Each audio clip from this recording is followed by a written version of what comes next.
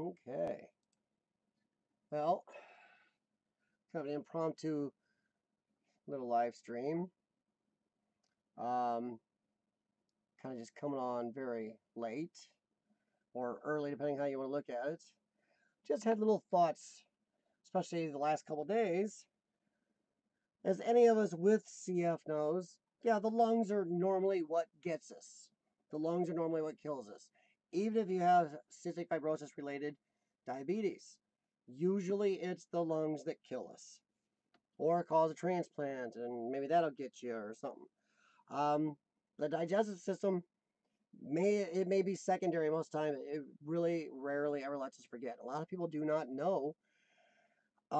Even sometimes it seems like your doctors somehow forget a little bit about the digestive issues we have. I mean, a lot of people also can't understand we have all the treatment times and hard to breathe and therapies and meds and whatever of our lungs.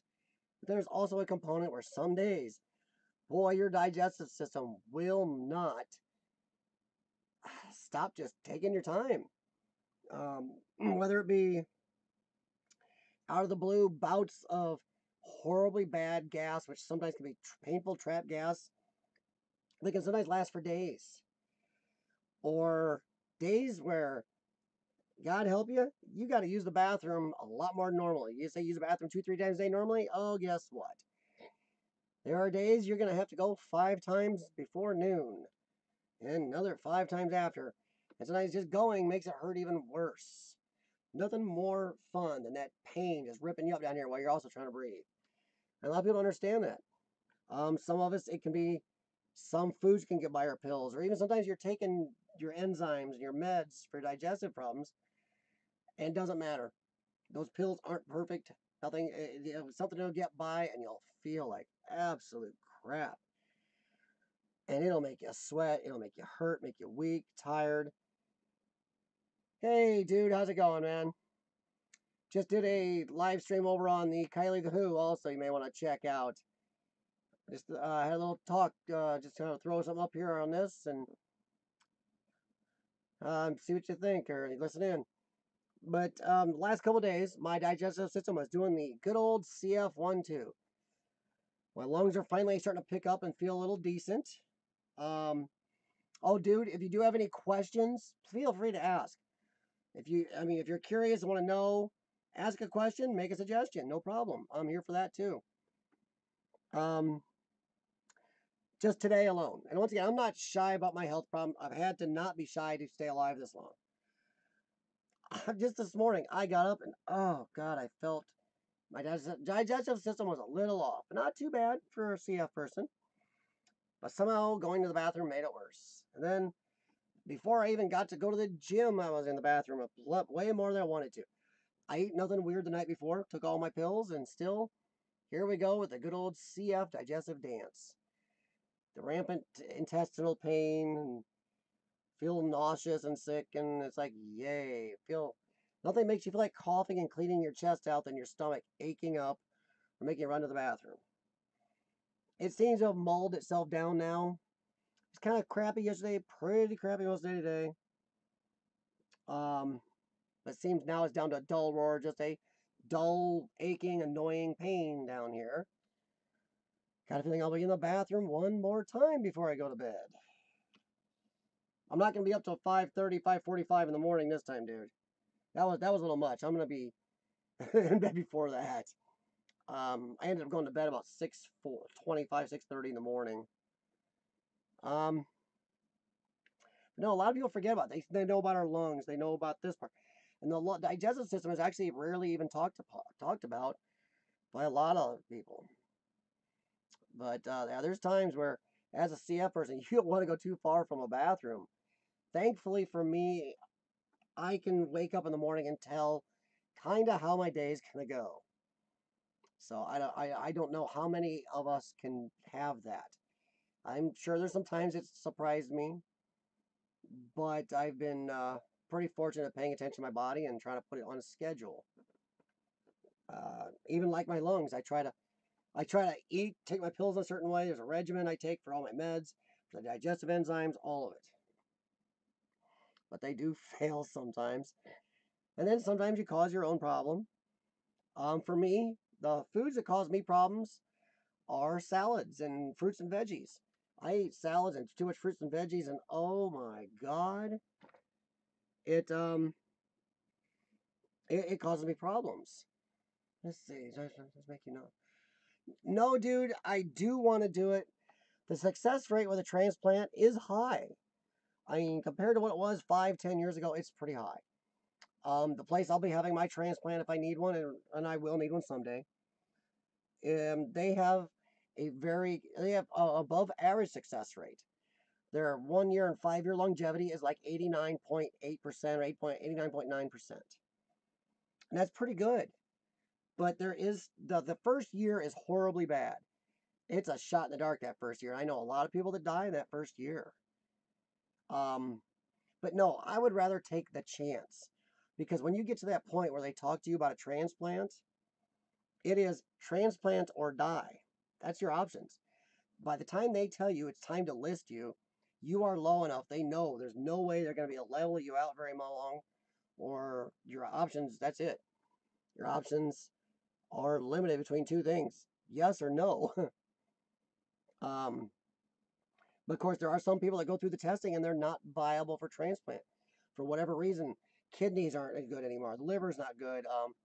Digestive, there's some other problem, blood work problem. They've had cancer, something that makes them not viable for transplant. So far, I've been really good. I've come out that I've passed every test and come through actually very well. And they're actually a little surprised on how well I've come through for my age. I'm actually proving to be except for my CF, I'm proving to be a pretty sturdy person, which is good. But no, I do want that option. I didn't bust my ass to stay alive this long. Puffing, getting out of breath, walking up our slightly elevated alley with my dog, and going to the gym and puffing away to stay around this long to just give up. I want to be here for 100 years if possible. My grandma dared me before she died. She was 103 and a quarter when she died. And she was mentally there 100% till about maybe the last month or 2 months. She dared me at her 103rd birthday. And she dared me actually at 101 and 102 also. For 3 years, she dared me. I got to catch up to her. She dared me to get to the same number. And I'm trying. I don't want to go anywhere. I love life. I love this world. I love waking up and seeing this world, see what it's got to bring me, to see the people, to see my wife, see our animals, to see what the day is going to bring. Even to just do my idiotic treatments that I hate. Even that is better than the alternative of dead. Dead is an unknown. Even if you're very religious, you can be as religious as crap. But I'm sorry, you don't know. You can have faith. You can say, yeah, I believe in God, or I know God's there. You don't. Until you die, you don't know. And I do hate to tell you this. I can throw a little bucket of water on some people about the whole death and see God in the light thing. I was very young when this happened. I was like 4 years old. I had pneumonia really bad, and I did die. I was clinically dead for 5 minutes. So, and I was young, but I don't remember seeing a light or hearing God's voice or anything else. I do know that I don't want to do it again. In fact, I kind of consider, since I already died once, they say there's two things you have to do in life: pay taxes and die. Well, I already did one, so can I just not do the whole death thing? I think death owes me now. Isn't everybody supposed to die once? I already did mine, so doesn't that mean I'm good now? I'd like that. When Queen, the song from Highlander, says, "Who wants to live forever?" I'm always raising my hand going, me? I would. Another good song group, by the way. I love Queen. Um, but no, a lot of people do forget about the digestive pains. There's a lot that goes with it. Our enzymes are expensive. You got to take them all the time. And boy, if you miss those with a meal, oh my God. It's like it was before they diagnosed me, I had every classic symptom. I even coughed up blood as a kid. And while I did die of pneumonias, I had flus, pneumonias. It's only my grandma's genetics really that have kept me alive. I am tons like her. I like to be active. I get screwy if I'm inactive too long. I like to move. I like to have something to do. So I got that. But yeah, man, I'll tell you what. You mix a bad lung day with a bad digestive day, and there are days that, oh, you're going to definitely be taking painkillers to get up. But I try not to take those because they can damage your organs. So I deal with the pain mostly. They can damage your organs that cause other problems. May raise your bleeding too. But no, it does seem like they forget about it a lot. I know some CFers that can't digest as well, and they have the tube, which I will freak out if I ever have to have. I'm sorry, I know some of you had never had a choice. I will freak if I have to have one of those tubes in my stomach. But I've also studied and learned how to keep my digestive system up. I take, for a CF person, I take a pretty decently above average dose of enzymes to help me digest. Yet my weight is still, I have unrestricted diet when I'm in the hospital. I am 5'7" and 165 pounds right now. And I have actually a teeny little bit of belly fat that I busted my butt to build up. I have eaten so much and packed myself full of crap, just even made myself sick trying to pick up a little bit of body fat. Last time I got sick, I was too lean, had too low body fat. I was lifting so much and running and exercising so much. I was very lean, but I was really, my weight was doing good, muscles doing good. But when I got really sick for a month there, I dropped about 15 pounds in a matter of days because I had no body fat to buffer the loss. But yeah, dude, painkillers are tough on your body. Whether it's Tylenol or ibuprofen or Aleve. I love Aleve. Lasts a long time and also anti-inflammatory. If you get a transplant, you can't have ibuprofen or Aleve ever again because they can cause thinning of the blood and bleeding and some other issues that mix with the meds for the transplant. The pills you have to take the rest of your life. That being said, yeah, I want a transplant. If I get to that point someday, yes, I want it. I know people have had it, and it's amazing what happens. They're down to between 20% and even 11% before they have the transplant. And then suddenly after the transplant, in a matter of months, they're at 50, 60, 70%. I can't imagine at my level now. It's hard for me to ever remember what it was like when I had plenty of air. So yeah, it's when I, for anybody knows, I do an urban exploring channel, and a lot of people on my vids have commented, "Boy, you're breathing awful hard." Well, yeah, I do. I'm puffing out there, but I'm not letting it stop me either. I don't think anybody with CF do whatever your body can handle, and then do a slight bit more. Um, I don't know. Digestive thing is tough. I mean, they have talked to me about diabetes, but they talked to my grandma about diabetes a bunch over the years. And every time they put her on diabetes stuff to put her blood sugar where they wanted it, she got extremely ill. And I'm so much like my grandma. I run a low body temperature, sometimes as low as 95.9, which, boy, that nurse freaked out and had to get 4 different things to measure me. I was 95.9, and I felt fine. But I got that from my grandma. I also have a blood sugar thing. It's always hovered kind of high. But the one time I let them try to bring me down to where they wanted it, I had no energy. I felt sicker than shit. I had ringing in my ears. I had a bunch of problems. And finally, I told them to go to hell. I was getting worse and worse in the hospital, getting better and better. I told them to go to hell, and I took myself, went downstairs and bought some food from the cafeteria, ate and chowed down a Mountain Dew, and brought some other food back to the room. I ate what I wanted, what I brought for the next day or so by myself, just over a day. And then they couldn't figure out how I got suddenly better. So I disavowed what that crap was doing. So doctors do not know everything. I think I said that in another vlog in here. Listen to your doctors, but study and pay attention to your own body. It doesn't work for everybody. They think it does. They tested me like crazy. They didn't believe me. They ran me through every single test on I got. My eyesight, hearing. I have no nerve pain, no heart issue, nothing. I tested out 100% above the board perfect. They just don't like my blood sugar number. But what do you do? No, I don't faint or shake when I do my nubs. I'm so used to doing them. I know some people that aren't used to doing some of the bronchodilators we do. you'll get a rush, you'll get shaky, your heart will beat. What I do get some days, my heart still beats pretty hard, but I don't get spastic, shaky, and hyper. Even though we do use one a little stronger than albuterol, at least I do. I use an ipratropium bromide albuterol mix called Duoneb. That one will still make my heart pop sometimes, but we've done it so often we don't. Many CFers don't really feel the rush anymore from it. It's like caffeine. I take in so much caffeine that the amount I take in, I can lay down and go to sleep, or most people will be up jacked up and freaking out. That's another thing people don't understand. Our meds we take are super strong because our bodies don't digest. Um, let's say, like for some illness out, they give you a Cipro. They'll give people Cipro, one 500 milligram tablet once, maybe twice a day. They give us 750 milligram tablets, which is effing strong, twice or more a day. Problem is, I can't take it anymore. It damaged my joints and tendons so much last couple times. I can't take it anymore. Even the transplant doctor said, "Yeah, you can't have that no more. Just come in and stay in the hospital." You shake all the now. Do you shake all the time when you do your nebs, or just do you have a shaking issue? Because some people don't handle.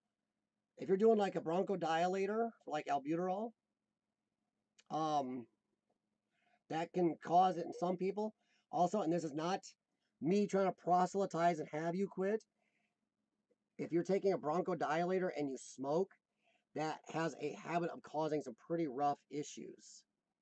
Um, my doctors have talked about other people that were smokers with asthma or smokers with COPD or smokers with some problem and they were taking bronchodilators and they usually had to back them down to something a lot less strong than normal albuterol but not as effective because the stuff in nicotine and cigarettes and everything else interacts with the meds. They would actually prefer you had no nicotine and some of the other chemicals and some of that stuff to do with the bronchodilators. So that is something I know I've been told that even sometimes if you're on bronchodilators, they're a little twitchy about you second-handing in too much. Oh, as I mean, I'm not proselytizing about your smoking, dude. And I know it's tough to quit. I'm not proselytizing about it that way. I'm just saying that and the chemicals and nicotine can have interactions with bronchodilators, especially inhaled ones. Um, the inhaler ones, it can affect and cause some problems, but the ones I do, like, I don't know if you do the nebulizer ones also. I do the nebulized ones, and they're much stronger. And boy, those nebulized ones, wow. They are the only ones that will actually do it for me anymore. I can do my puffer. It's maybe a good stopgap, but really doesn't get me to where I need to be. So I don't do it as often. I pretty much stick with the nebulized ones here in the downstairs. I do.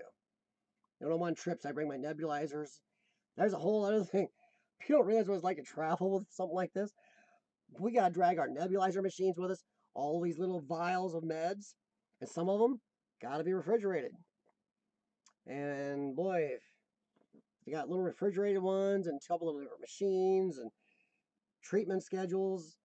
When I go on my urban exploring trips, last couple trips were about 10-hour drives each way. I stopped halfway at a rest stop or wherever, I don't care where. I laid down in the back seat of my car, did my chest therapy, coughed, and then I got a power inverter for my car, plug that power inverter in, plug my nebulizer in, do all my breathing treatments in the car. So it's a whole process you have to keep up. So no matter where I travel again, I got to do that. Now, if I get a lung transplant, that's the one upside, big upside I couldn't even imagine anymore. The amount of time I would have if I didn't have to do all these therapies. If I didn't have to do all these therapies, oh my God, with a transplant, you wouldn't have to do all this, the time, the extra 5 hours or so a day. I am tougher first thing in the morning, dude. When I get up, and it's not my age or anything, it's my lungs don't want to go. See, CF affects your energy levels, your joints, so many things, and so many of them just don't want to go first thing. My lungs are crabby. My voice is almost non-existent the first 20 minutes to hour in the morning because of all the coughing and breathing treatments. My voice right now sounds horrible to me. I hear my own voice and I don't like it. I actually used to sing in the show choir in high school. I had a very good, smooth, clear baritone voice. But if you hear a lot of CF people, especially guys and the women, sound a lot alike. All the hacking, coughing, infections, breathing treatments, and medications damage your vocal cords.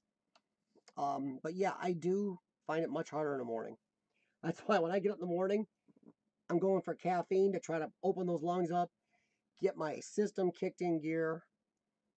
So yeah, I do find mornings much rougher. I do know that CF people have been notoriously night people. Right now, I'm not as tired as I should be. I'm kind of a night person for some reason. When I was younger, I used to work second and third shift jobs. I used to stay up late while I was in school, drove my parents nuts. I've always been kind of a night owl. But yeah, it's definitely mornings are worse. Especially when somebody keeps you up till 6 something in the morning because they're having a great trivia game and cool music. Steam helps to a point. If it's really dry and your lungs are crabby and there's stuff there, if it's not coming out, steam can help. But steam rooms at gyms, my doctor told me never, ever, ever set foot in one of those again. Steam rooms at public gyms are a breeding ground for illnesses. Any type of virus, cold, bacteria that goes in there from anybody, that warm, hot steam room incubates it. It's insanely bad. Even the dry saunas are bad. But yeah, steam, if I have a steam here, we do have a humidifier and we keep a certain humidity level in the house. Summer here is very humid. It's thicker air, so it's technically harder for me to breathe because the water displaces the oxygen. But I traditionally do better in the summer. The humid air helps to get stuff loose. Also, it seems like hot, humid air pushes me, and I push harder. When I played racquetball tournaments, the best games I ever had was when a racquetball court was super hot and sticky, and I was dripping sweat. But yeah, I do better in super hot, humid weather for some reason. So our summers around here are heaven to me because we have really cold winters here. Not as cold as Canada, but we have damn cold winters here, and we have very hot. We have the Midwest of the United States has the ultra extremes. You can be 18 degrees below Celsius, negative 18 Celsius one day, and upwards of, I messed this up a lot on Celsius. What would be Fahrenheit for us, you can be 98 degrees Fahrenheit without, uh-oh,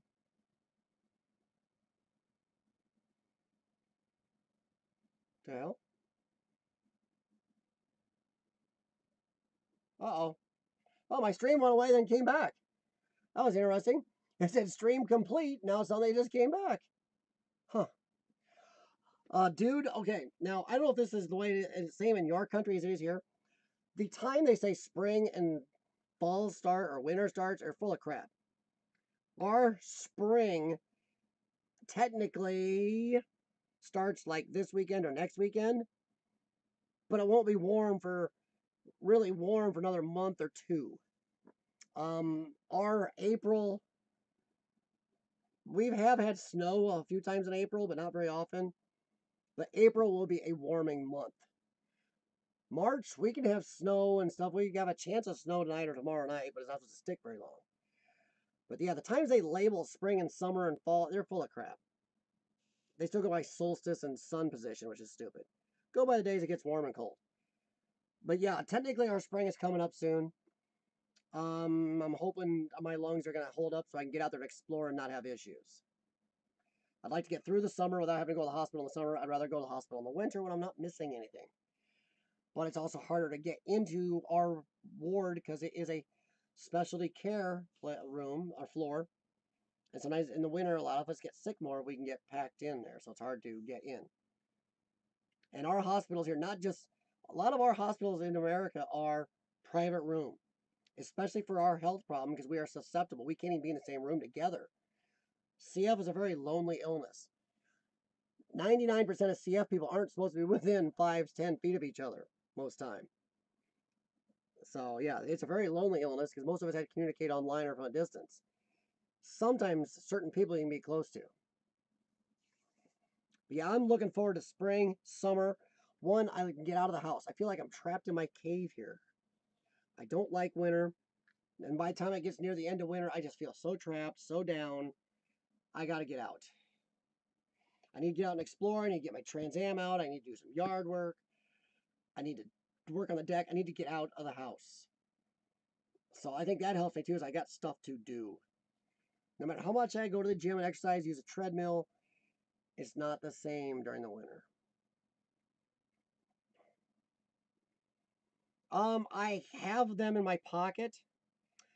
I do carry them, and if I'm around a bunch of people, they start hacking badly enough, I will put one on. Now, see, the funny thing is here in America, and a lot of other CF people tell you, or people with other illnesses tell you, when you put a mask on here in America, people think you're the problem. They kind of look at you and back away from you like you're the infectious one. Well, no, that's not the truth. Throughout history, most people that are wearing masks are the ones that don't want to give or get infected, not these sick people. Now, in Japan, I know for sure, I talked to a friend who visited Japan. In Japan, you see people walk around in masks in Japan a lot. It's not because of they're afraid of getting ill, they're afraid of giving it. In Japan, they put masks on not to spread their illness. Well, that'd be nice to have here. Yeah, I do have masks. I have the thinner ones that they use in the hospital. I have the thicker ones I use to explore. Um, it's I do carry them. I don't use them very often, but I'm also now at my point of my health. I'm not supposed to be around crowds of people anyway. When I go down to my gym, I go there during off hours. During the day, since they put me on disability, I can do that. I go down when there's barely anybody there, and I still wipe things down before and after. If anybody starts hacking and acts like they're sick, I leave. I don't like to go to the drugstore, the grocery store, any of these places when they're busy. I don't go to packed bars anymore. Anything packed, I really kind of stay away from. When we go to family get-togethers, a lot of CF people tell you, you sometimes have to ask, is any of the family at the big get-together sick? If they say yes, there's been times I haven't gone to family get-togethers. I had to not go to Christmas or Thanksgiving at so-and-so relative's house. Because, oh yeah, well, Junior here's got a really bad cold or bronchitis or a huge sinus infection or something. It's like, oh crap. My wife got angry as it took years for her to train her family that nothing was small. If somebody had a cough, and just because they were on meds doesn't mean they were not contagious. And she got so angry a couple times they'd say, oh no, everybody's fine. They wouldn't even tell us. We'd get there and they go, oh, well, these 3 kids just have a little sniffle. It's like, that's not a little sniffle to somebody with CF.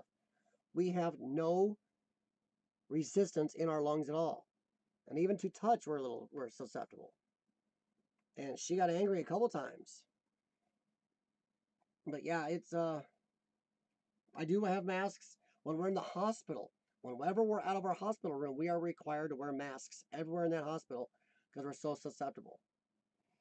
The only time they let us take masks off is when we're in our room, doing a test where you have to have the mask off, or if you're down in the exercise area, because it's hard to do treadmill and stuff with a mask on. I do go to the field house next door, which is a risk they don't really like. There's a lot of college kids over there exercising, but I can't wear a mask doing all that. I do also wear a long sleeve shirt to cover up my IV so people don't see that and freak out. But yeah, it's a lot of other CF people. Oh, there's so many levels of CF. I know some that never had it so bad they never lived to the age enough to exercise, to get a program in. Then I know others that had it so minor and let themselves just screwed it away, and now they're dropping faster than I am at a younger age because they screwed it away, didn't do what they're supposed to do. You just never know. I am a militant CFer. I describe that a lot in a lot of these vlogs. I call myself a militant CF person because I'm not a sugarcoater. I've lived long enough now. I've seen so many CF people that don't get off their ass and do what you need to stay alive. They will make excuses on not exercising and not doing this properly, or they go to the hospital and they just sit there like lumps. Half of them don't even go downstairs to physical therapy. Because God forbid you should get off your butt to do anything besides get a latte downstairs or something. Ugh. Thing is, it seems like a life-threatening illness doesn't push people to exercise anymore. Used to be a doctor who, hey, this life-threatening illness to kill you. Unless you exercise a lot, you can put it off for a while and maybe live better quality. Now people are like, well, I just don't want to do that. I have actually known at least a couple of CF people. One that told me I was stupid for exercising, and then he got so bad he got a lung transplant. Then suddenly he did everything I've been doing for years, exercising in the gym religiously, doing swimming and running and hiking, and then he stopped after a year and a quarter doing it, and his new lungs dropped. He got an infection and he died. You can't do that crap. Another guy got a transplant. He said, I know that I'm supposed to work out, but I just don't want to because I hate working out. Well, now he's dead. Just they don't care. You can't. Not even the fear of death can push people to exercise or get off their butts. I don't know if you got any more questions, dude, but it's getting pretty late here, and I'm going to scoot and try to get some sleep. If you guys do a live stream tonight, I'm not getting sucked in. I do appreciate last night. It was a blast, just while we're staying up. And I love you guys over there. I know I've never met you in person, but I think of you and Zeke as real friends, and it's one of my goals someday to get over there and meet you guys. People in New Zealand have been really nice to me. I like that. But for the rest of you out there, um, leave comments below, like, subscribe, and anything else you'd ever like me to address. And I can address, as an older person with CF, I'm 45. I've lived older than most. Um, I've lived older than most, more active than most because I pushed so hard, worked at gyms and everything. If you got anything you want to know, ask me. I'll give you an answer. But until then, thanks, dude, for hanging out with me. Um, this is Cystic Fibrosis Purple People Eater, and I will talk to you later.